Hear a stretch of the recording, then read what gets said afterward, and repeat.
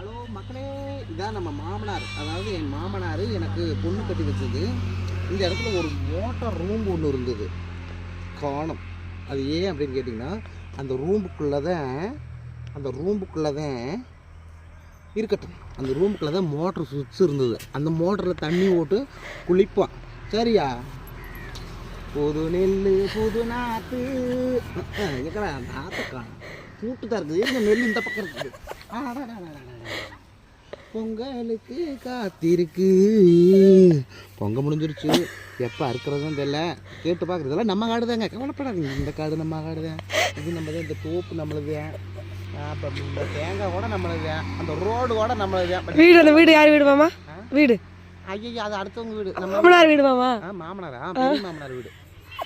நம்மளுக்கு எல்லாமே நம்ம வீடு தான். ஆனால் நம்மளுக்கு கொடுக்க மாட்டாங்க. பிள்ளைய மட்டும் தான் கொடுத்துருக்காங்க, வேறு ஒன்றுமே கொடுக்கல. எல்லாம் நம்மளது தான் காட்டுறாங்க. காப்பாவும் தோடு போட மாட்டேங்கிறாங்க. போங்க போகலாம்.